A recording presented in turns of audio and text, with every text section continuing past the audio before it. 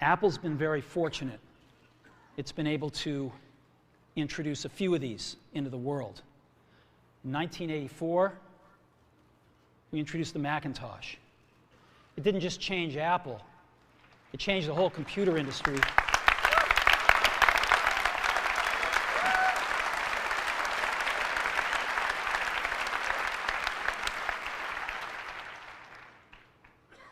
In 2001, we introduced the first iPod. And it didn't just change the way we all listen to music. It changed the entire music industry.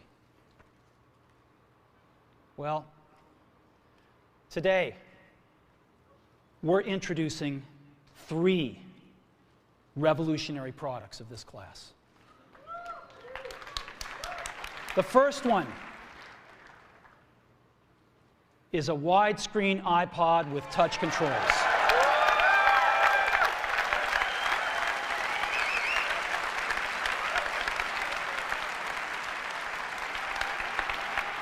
The second is a revolutionary mobile phone.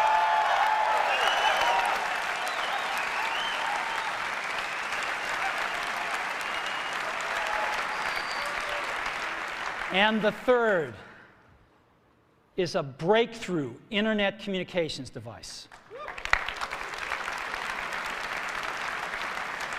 So, 3 things: a widescreen iPod with touch controls, a revolutionary mobile phone, and a breakthrough internet communications device.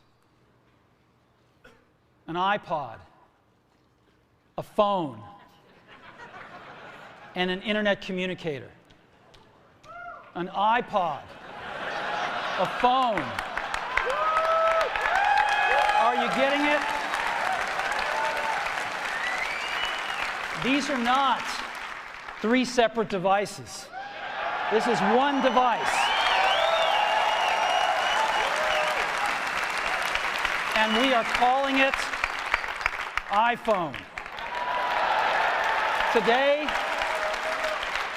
Today, Apple is going to reinvent the phone.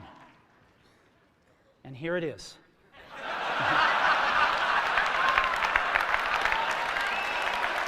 No. Actually, here it is, but we're going to leave it there for now. So, before we get into it, let me talk about a category of things. The most advanced phones are called smartphones, so they say. And they typically combine a phone plus some email capability, plus they say it's the internet, sort of the baby internet, into one device. And they all have these plastic little keyboards on them. And the problem is that they're not so smart and they're not so easy to use. So if you kind of make a Business School 101 graph of the smart axis and the easy to use axis, regular cell phones are kind of right there. They're not so smart and they're not so easy to use. But smartphones are definitely a little smarter, but they actually are harder to use. They're really complicated. Just for the basic stuff, people have a hard time figuring out how to use them. Well, we don't want to do either one of these things. What we want to do is make a leapfrog product that is way smarter than any mobile device has ever been and super easy to use. This is what iPhone is. Okay? So, we're going to reinvent the phone. Now, we're going to start with a revolutionary user interface. It is the result of years of research and development. And, of course, it's an interplay of hardware and software.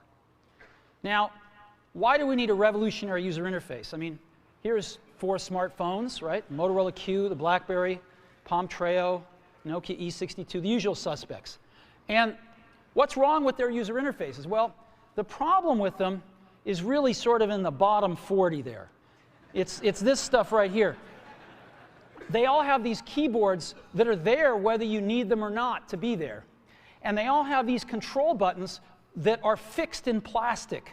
and are the same for every application. Well, every application wants a slightly different user interface, a slightly optimized set of buttons just for it. And what happens if you think of a great idea 6 months from now? You can't run around and add a button to these things. They're already shipped.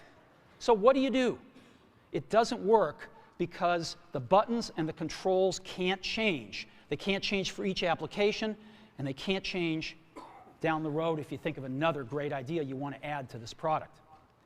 Well, how do you solve this? It turns out we have solved it. We solved it in computers 20 years ago. We solved it with a bitmap screen that could display anything we want, put any user interface up, and a pointing device. We solved it with the mouse, right? We solved this problem. So how are we going to take this to a mobile device? Well, what we're going to do is get rid of all these buttons and just make a giant screen. A giant screen. Now, how are we going to communicate this? We don't want to carry around a mouse, right? So what are we going to do? Oh, a stylus, right? We're going to use a stylus. No. No. Who wants a stylus? You have to get them and put them away and you lose them. Yuck. Nobody wants a stylus. So let's not use a stylus. We're going to use the best pointing device in the world. We're going to use a pointing device that we're all born with. We're born with 10 of them. We're going to use our fingers. We're going to touch this with our fingers. And we have invented a new technology called multi-touch, which is phenomenal. It works like magic. You don't need a stylus. It's far more accurate than any touch display that's ever been shipped. It ignores unintended touches. It's super smart. You can do multi-finger gestures on it. And boy, have we patented it.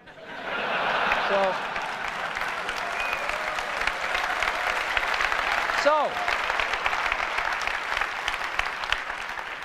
we've been very lucky to have brought a few revolutionary user interfaces to the market in our time. First was the mouse. The second was the click wheel. And now we're going to bring multi-touch to the market. And each of these revolutionary user interfaces has made possible a revolutionary product. The Mac, the iPod, and now the iPhone. Now, one of the pioneers of our industry, Alan Kay, has had a lot of great quotes throughout the years. And I ran across one of them recently that explains how we look at this, explains why we go about doing things the way we do, because we love software. And here's the quote: "People who are really serious about software should make their own hardware." You know? Alan said this 30 years ago, and this is how we feel about it. And so we're bringing breakthrough software to a mobile device for the first time.